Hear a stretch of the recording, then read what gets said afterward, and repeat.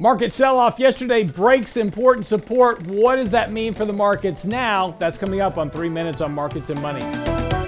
Yesterday, the market sold off and broke critical support going back to these October lows. Now, again, this isn't the end of the world, but the difference this time is that with the market breaking support yesterday, the markets are not on a sell signal yet and not really that oversold. So there is more risk of downside here in the short term. We're likely going to retest these intraday lows where Russia actually invaded the Ukraine initially, and that was the day that the Nasdaq was down 4% but rallied the entire day to finish up 3% for the day.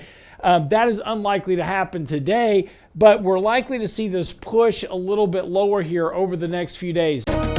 Importantly, as we start looking forward, the markets are oversold here. Sentiment is very negative on multiple fronts, whether it's investor positioning or the actual sentiment gauges themselves. They are all very negative. The CNN fear greed gauge now in that extreme fear category.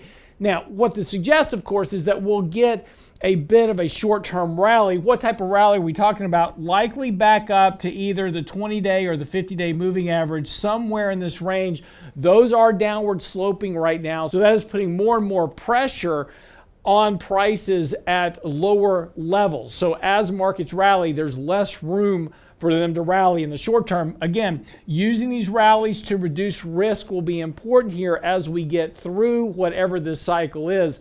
But as we start to talk about higher energy prices, higher energy costs, those type of things, that is going to weigh on both earnings and outlooks for the rest of this year.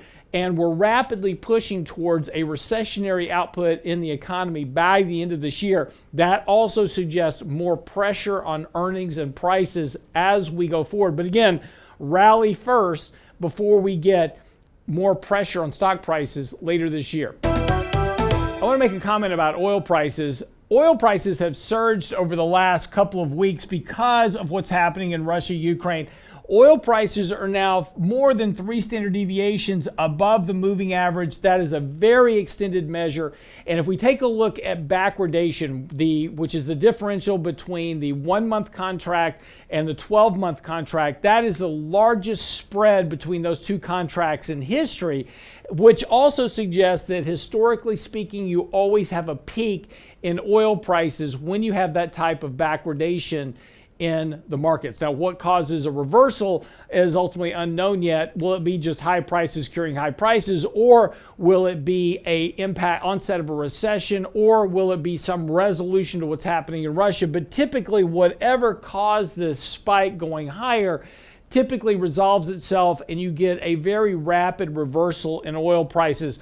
And what will happen here, of course, is that one morning you'll wake up and oil prices will be down sharply, and that'll be the beginning of whatever the reversal is. So if you're long oil and gas, commodity futures, etc., be watching for that reversal, because that'll be the telltale sign to take profits and remove yourself from that trade, because those are going to go lower as whatever the situation was that caused the rally in the first place resolves itself. As we've talked about previously, and this is particularly the case with commodity prices go up kind of in a normalized manner, but when they fall very, very rapidly without any real warning. So be careful here. If you're long a lot of commodity exposure, that's fine for now. You're likely to make some money with it. But again, it's easy to do the buy part. It's hard to do the sell part. So don't forget to sell and take profits along the way. I'm your host, Lance Roberts, for 3 Minutes on Markets and Money. See you back here tomorrow.